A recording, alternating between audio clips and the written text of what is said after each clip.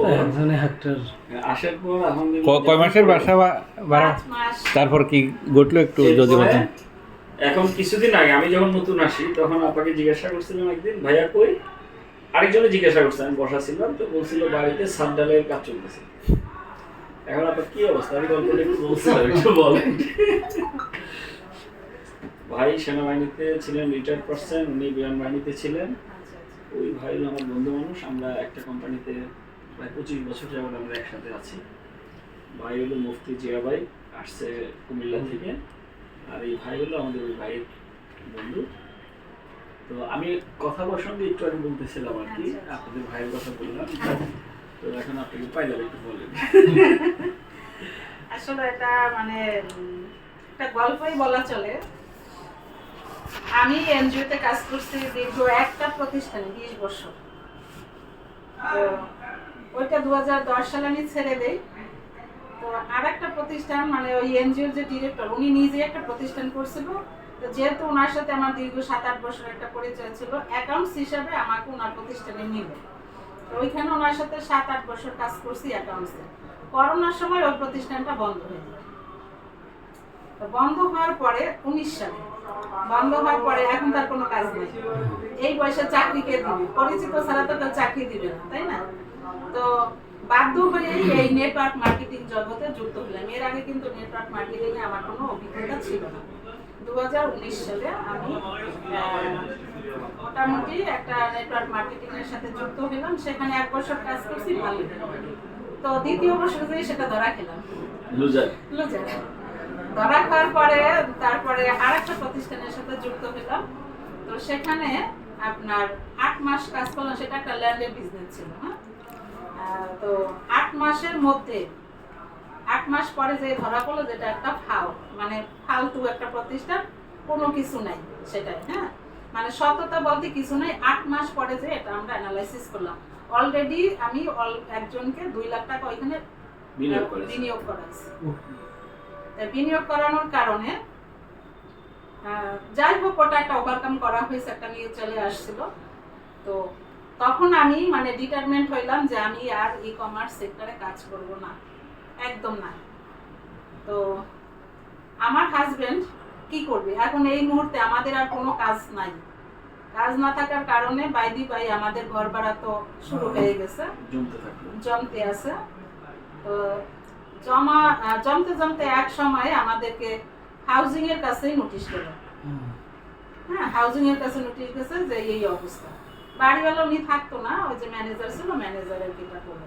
তো ম্যানেজারের সাথে আমার একটা ব্যক্তিগত একটা হিসাব ছিল, লেনদেন ছিল, এই কারণেই আর কি ওই টাকাটা বকেয়া পড়ার সুযোগ হয়েছে। উনিও সুযোগ দিছে, আমরাও সুযোগ নিছি। তো যাই হোক, যেহেতু বাড়িতে একটু ল্যান্ড ট্যান্ড কিছু আছে, একটা জায়গা মানে আমার দেবরের কাছে রেখে ওইখান থেকে 1 লাখ টাকা নিয়ে এসে ঘর ভাড়া পরিশোধ করার পরে আমরা এই প্রতিষ্ঠানের সাথে যুক্ত হই। তো এই প্রতিষ্ঠানে যুক্ত হওয়ার পিছনে আমার হাজবেন্ড অলোকেশ বিশ্বাস, উনি এখন জিএম। তো অলোকেশ বিশ্বাস আমাদের 2-3টা প্রতিষ্ঠানে নিয়ে কিন্তু এরকম লুজার হয়েছে। তো আমার একদম বিতৃষ্ণা, আমি আর এই মানে ই কমার্স মানে সেক্টরে আসবোই না। তা আমার হাজবেন্ডরে আবার অলোকেশ দা ডাকলো। আমি বলছি যে অলোকদার সাথে যদি তুমি যাও তাহলে কিন্তু একদম ঘরে আসা তোমার বন্ধ, তুমি ঘরেই ঢুকতে পারবে। ওনার সাথে আর কোনো জায়গা মানে যায় আর কোনো কিছু আর করার আমাদের আর কোনো, আমার ব্যক্তিগতভাবে কোনো ইচ্ছে নেই। তো আমার কথা অমান্য করে সে বলছে যে কৃষি মার্কেটে একটু যাচ্ছি বাজার করতে, এই ফাঁকে অলোকদার সাথে এখানে আসছে। আসার পরে যাই হোক সে এটা দেখে তার ভালো লাগছে, সে এখানে আসা শুরু করছে। তো ওই মুহূর্তে আমার মেয়ে সে মাস্টার্স দেওয়ার জন্য আইসিসি এর অ্যাপ্লিকেশন করছিল, একটা মানে আপনার আইসিসি এর মাধ্যমে একটা অ্যাপ্লিকেশন করছে, ওইটা তার হয়ে গেছে। তো হয়ে যাওয়ার পরে ও চলে গেছে ইন্ডিয়া, হায়দ্রাবাদে মাস্টার্স করার জন্য। এখন আমি একা, আমি এখন কি করব? হাজবেন্ড এখানে আসে, তখন সে আমারে বললো কি আমাদের অন্য একটা জায়গা থেকে টাকা আসার কথা, বলছে যে আমাদের মূল ধন যদি আমরা খেয়ে ফেলি তখন তো আমাদের পুঁজি টুজি সব যাবে, তুমি ওই প্রতিষ্ঠান তোমার কিচ্ছু করতে হবে না, যাই শুধু একটু দেখে আসো। 1 সপ্তাহের মাথায় আমাকে বললো যে তুমি একটু কানের কাছে জ্ঞানর করলে কেমন একটা লাগে না, আর বাসায়ও আমার কোনো কাজ নাই, তখন আর কি একটু আসলাম দেখার জন্য। একদিন শনিবার দিন আসার পরে তখন আমাদের নিচ তলায় ওই যে 8-10 জনের একটা কনফারেন্স রুম আছে না, ওইখানে আমাদের ইভেন্ট হতো। হ্যাঁ, তখন একদম এরকম সব অন্ধকার থাকতো। আইসা দেখলাম, দেখা টাকার পরে ভালোই লাগলো, বুঝছেন? ব্যক্তিগতভাবে ভালোই লাগছে প্রতিষ্ঠান। তারপরে মানে এসে মানে অন্য প্রতিষ্ঠানে যে আমি গিয়েছি, সেখানে মানে ম্যানেজমেন্ট লেভেলে কারোর সাথে আমার যোগাযোগ হইতো না, বা আমরা দেখা করতে পারতাম না, অনেক রেস্ট্রিকশন ছিল। আর এই জায়গায় আমি যে আসা শুরু করলাম, তো আমাদের মানে 3-4 জন হলেই আমরা এমডি স্যারের কাছে যেতাম, ডিএমডি স্যারের কাছে যেতাম, তাদের কাছে আমরা বিভিন্ন ধরনের প্রশ্ন করতাম। প্রশ্ন করলে ওনারা সেই উত্তরগুলি দিত। তাহলে এটা মনে হয়েছে যে মানে ওই কোম্পানি থেকে একটু ডিফারেন্ট, কারণ আমরা একদম ম্যানেজমেন্ট লেভেলের লোকদের সাথে আমরা কথা বলতে পারছি। এবং ওনারাও আমাদেরকে কি করলো যে আমাদেরকে নিয়ে 2 দিন পরে পরে একটা মিটিং রাখলো, ওনাদের কি প্রোগ্রেস, ওনারা কি করতেছে এগুলো আমাদেরকে জানায়। তো এরকম করে করে আমি কিন্তু এখানে নিয়মিত হয়ে গেলাম। তো এখন নিয়মিত তো হলাম, কিন্তু আমার তো ওই যে কি নাই, আমার পুঁজি নেই। পুঁজি না থাকার কারণে এই কোম্পানিতে 2টা শ্রেণীর লোক এখান থেকে ইনকাম করতে পারে। এক শ্রেণীর লোক হয়েছে, তার যদি টাকা থাকে, সে যদি ব্যবসার সাথে যুক্ত হয়ে যায় সরাসরি, তাহলে সেখান থেকে একটা ইনকাম আসে। আর দ্বিতীয়ত হয়েছে, যদি আপনি মার্কেটিং করতে পারেন, তাহলে মার্কেটিং করে, ওয়ার্ক করে, কাজ করে আপনি এখান থেকে র্যাঙ্কে যাবেন। র্যাঙ্কে গেলেই আপনি এখানে স্যালারি পাবেন, কমিশন পাবেন, তাহলে আপনার ইনকামটা শুরু হবে। তো এটা আমরা বাইরে মানে 3 মাস হয়ে গেল আমরা ট্রেনিং করে এখানে আমরা এই জিনিসটা বুঝলাম। তখন আমরা মার্কেটিং শুরু করি, আমরা হাজব্যান্ড ওয়াইফ দুইজনই মার্কেটিং শুরু করছি। কাদেরকে? যারা একদম আমাদের কাছে বন্ধু বান্ধব। কারণ বিগত দিনে আমার ফ্যামিলিতে আমি যেতে পারবো না, কারণ ওইখানে আমি ওদেরকে ওই বিভিন্ন জায়গায় ইনভলভ করে ওখানে আমার মানে গুডউইলটা নষ্ট হয়ে গেছে। একদম কাছের যে বন্ধু বান্ধব, ওই যে যারা 2 লাখ টাকা ধরা খাওয়াইলাম, ওনার একটা পরে মিউচুয়াল হয়েছে, ওই ব্যক্তিই কিন্তু আমাদেরকে আগে প্রথমেই সাড়া দিছে। ওই সময় কি করছে, হামিদ ভাই আমাদের কক্সবাজারের একটা ট্যুর ছিল। তো হামিদ ভাই আমাদেরকে বলল যে যদি কেউ কোনো টিমে 5 লাখ টাকাও সেল হয়, তাহলে আপনাদের আমরা কক্সবাজার নিয়ে যাব।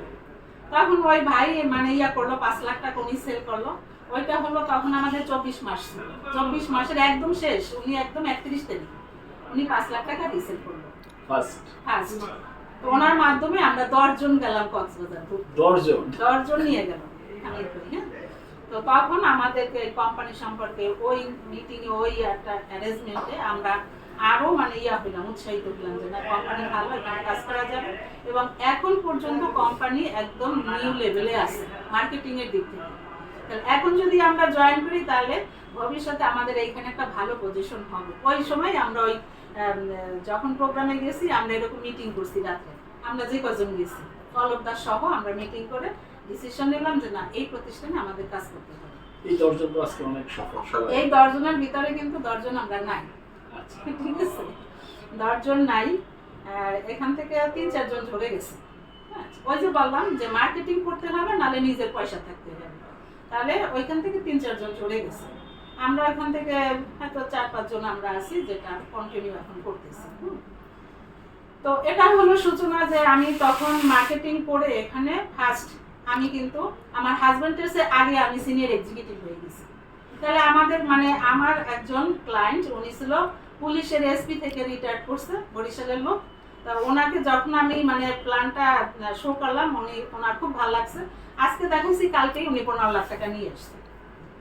ঠিক আছে, উনি আর মানে বলছে যে দিদি হয়েছে আমাদের বরিশালের দিদি, টাকা নিয়ে কোথায় যাবে, কোথাও যাওয়ার সুযোগ নেই, ওনার ঘর বাড়ি আমি সবকিছু চিনি, তাহলে দিদিকে বিশ্বাস করা যায়। উনি ফার্স্ট 15 লাখ টাকা রাখলেন। আর এক দাদা ছিল, উনি রাখলো 10 লাখ, তাহলে আমি সিনিয়র এক্সিকিউটিভ হয়ে গেলাম। তাহলে আমার ইনকামটা শুরু হইলো, কমিশন পাইলাম।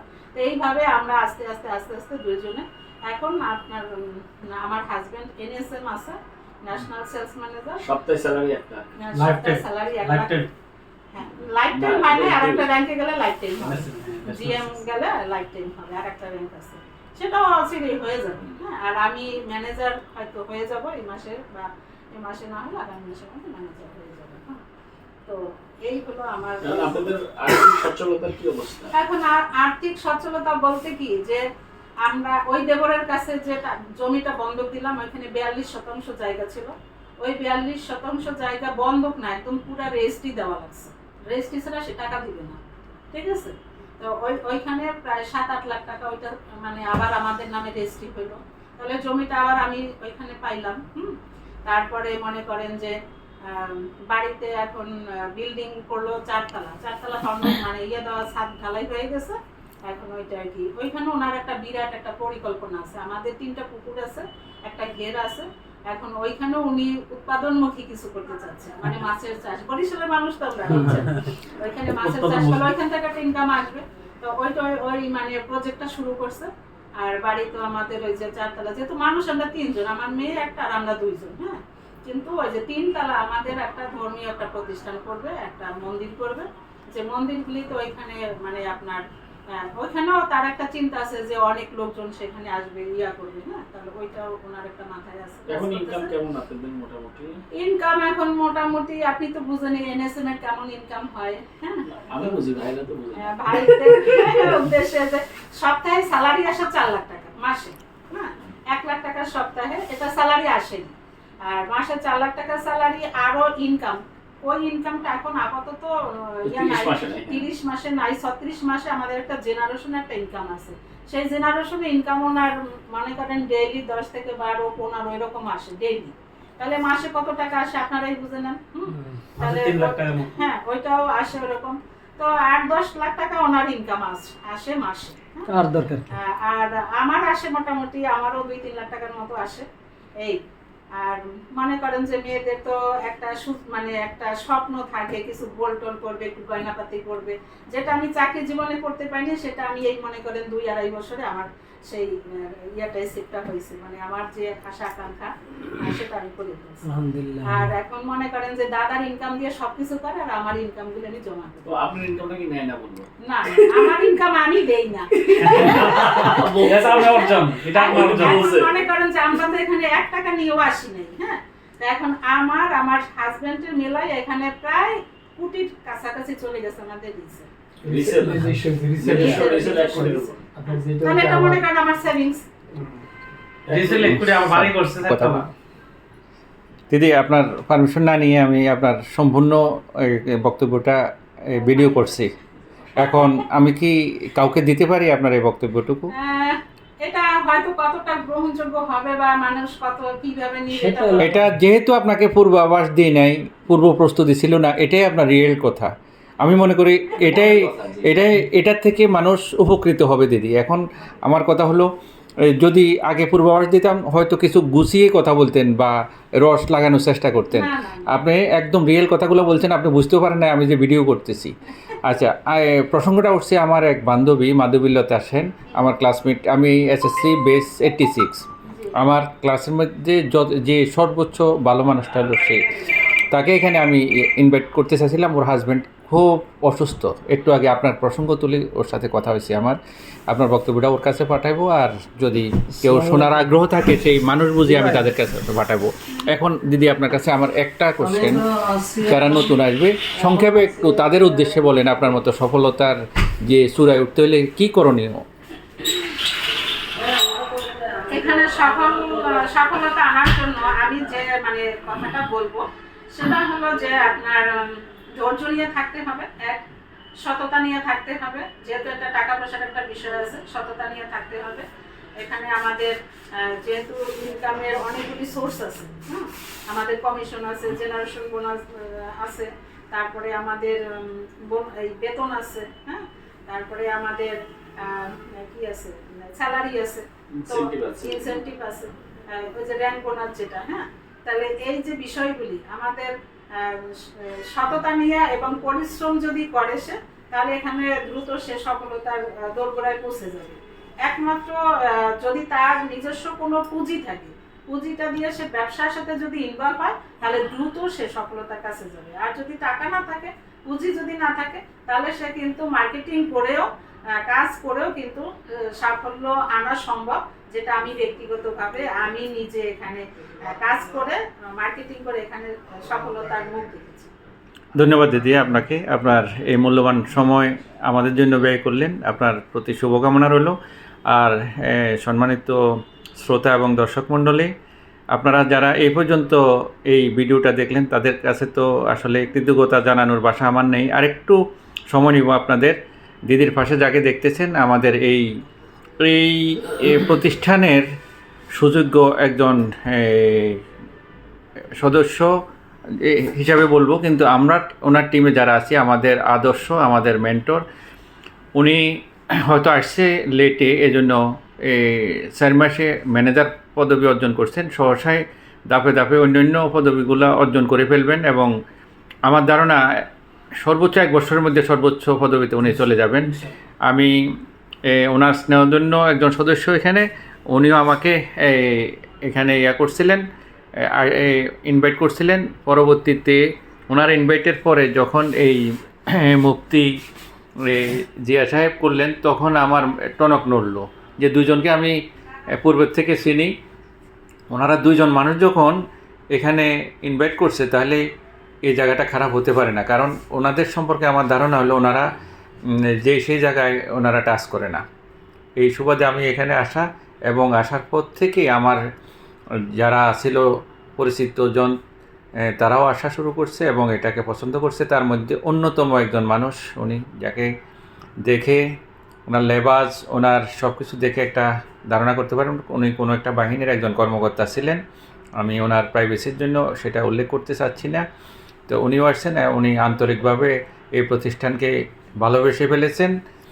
তো আমি এখানে শেষ করছি, এবং আপনারা যারা এই ভিডিওতে অংশগ্রহণ করছেন এবং এখনও আছেন, তাদের কাছে কৃতজ্ঞতা এবং ধন্যবাদ জানিয়ে আমি শেষ করছি। ভালো থাকবেন সবাই, শুভকামনা রইল, এবং আপনারাও চাইলে আমাদের সাথে সম্পৃক্ত হতে পারেন। আল্লাহ হাফেজ, আসসালামু আলাইকুম।